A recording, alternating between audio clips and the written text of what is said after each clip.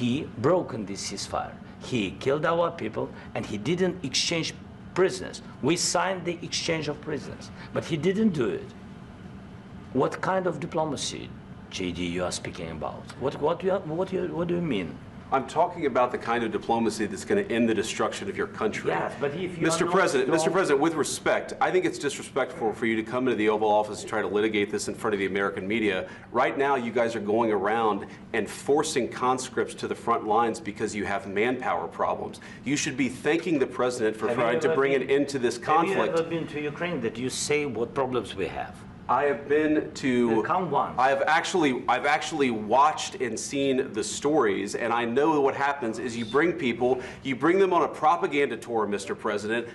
Do you disagree that you've had problems bringing people into your military? And do you think that it's respectful to come to the Oval Office of the United States of America and attack the administration that is trying to prevent the destruction of your country? A lot of questions. Let's start from the beginning. Sure. First of all, during the war, everybody has problems, even you, but you have nice ocean and don't feel now, but you will feel it in the future.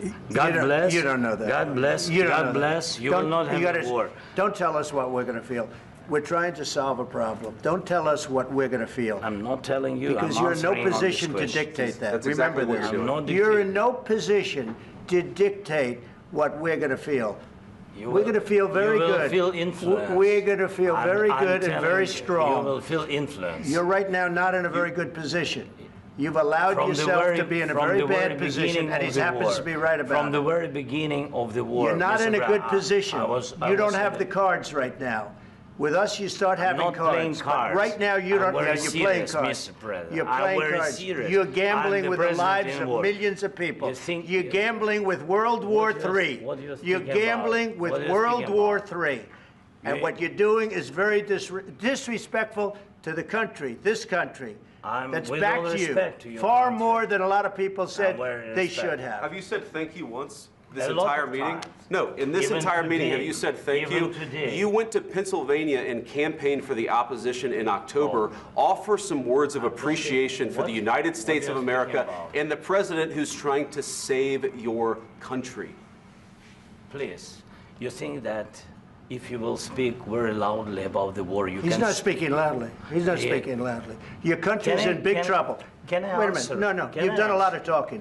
Your country is in big trouble. I know. You're not winning. You're not winning this. You have a damn good chance of coming out okay because of us. Mr. President, we are staying in our country, staying strong from the very beginning of the war. We've been alone, and we are thankful. I said thanks you haven't in been this alone. cabinet, you and haven't not been only alone. in this cabinet. We gave you, through this stupid president, $350 billion.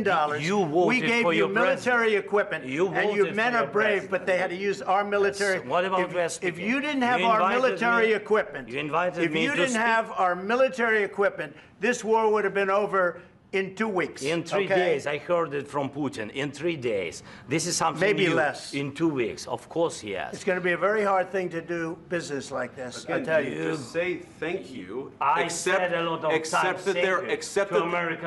that there are disagreements, and let's go litigate those disagreements rather than trying to fight it out in the American media when you're wrong. We know that you're wrong. But you see, I think it's good for the American people to see what's going on. I understand, sir. I think it's very important. That's why I kept this going so long. You have to be thankful.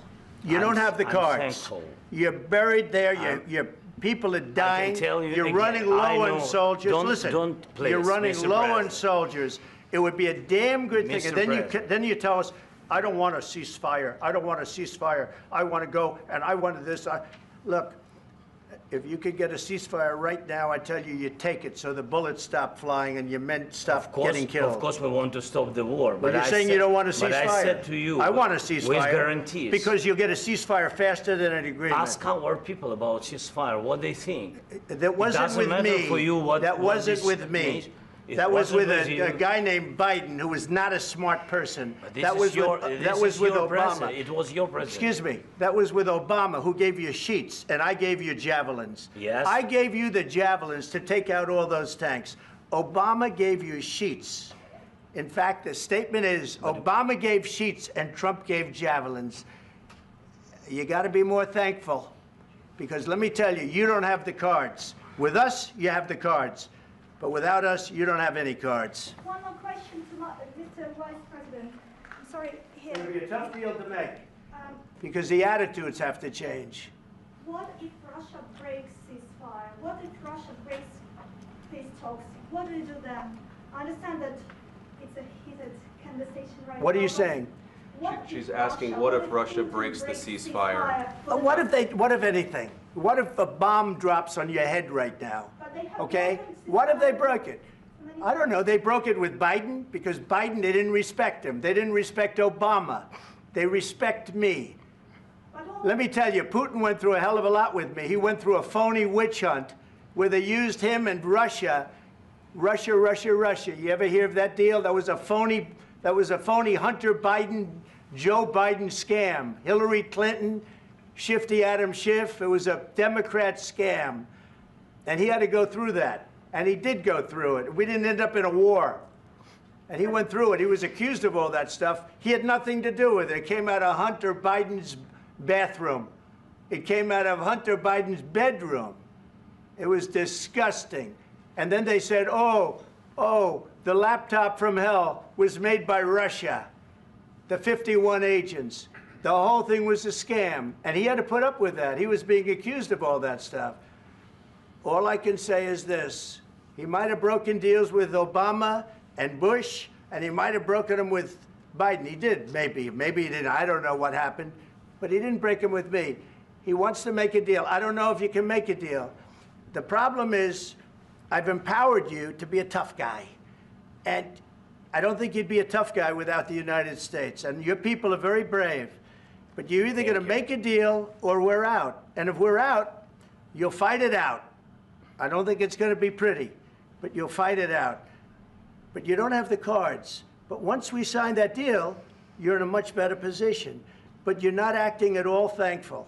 And that's not a nice thing. I'll be honest, that's not a nice thing. All right, I think we've seen enough. What do you think? Huh? This is going to be great television, I will say that. All right. We'll see what we can do about putting it together. Thank you. Guys, let's go. Guys, come on, let's go. We'll see. I don't know. All right, guys. Guys, come on. Please. Hey.